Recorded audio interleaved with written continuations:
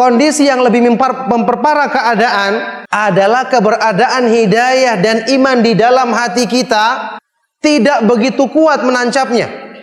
Disebabkan karena syubhat-syubhat di masa lalu, syubhat-syubhat yang masih sering kita baca di akhir zaman.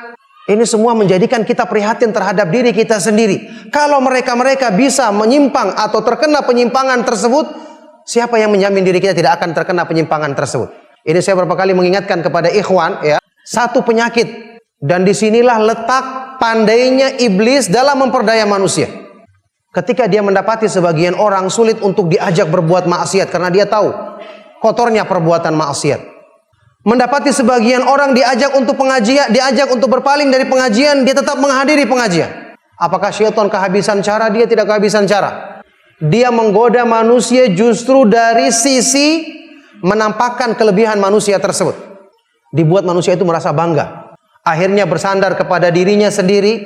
Akhirnya merasa dirinya sudah cukup. Akhirnya dia merasa tidak perlu minta pertolongan kepada Allah. Ketika itulah Allah berlepas diri darinya. Subhanallah, syaitan membuat dia terjerumus dalam penyimpangan dari arah justru yang dianggap itu merupakan kebaikan bagi dirinya. Makanya ini yang dijelaskan oleh para ulama, salah satu di antara hikmah. Saya juga pernah terangkan di kajian yang lalu mungkin di sini atau di tempat lain. Salah satu di antara hikmah kenapa orang yang beriman itu tidak dijaga oleh Allah secara keseluruhan, dalam artian dibuat dia tidak berdosa sama sekali. Kita berpikir, kenapa orang yang beriman tidak dijaga saja supaya tidak perlu berbuat dosa? Kenapa hamba yang sudah meraih ketakwaan tetap juga kadang lalai terjerumus dalam dosa? Ternyata hikmah Allah tidak menghendaki hamba ini terjaga dengan 100%. Mesti ada lalainya. Supaya kenapa?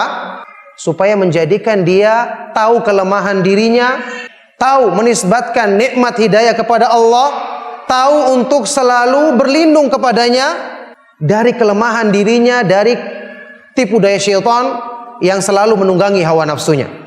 Itu diantara hikmah daripada Allah Subhanahu wa ta'ala menjadikan hamba-hamba yang beriman kadang-kadang terjerumus ke dalam perbuatan dosa, karena kalau mereka tidak berbuat dosa justru akan menjadikan mereka sombong.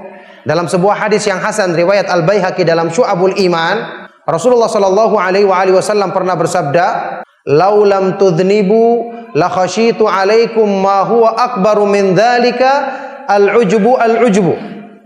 Seandainya kalian tidak berbuat dosa wahai manusia, maka aku justru khawatir kalian ditimpa penyakit yang lebih parah daripada dosa itu sendiri, yaitu bangga terhadap diri sendiri, bangga terhadap diri sendiri.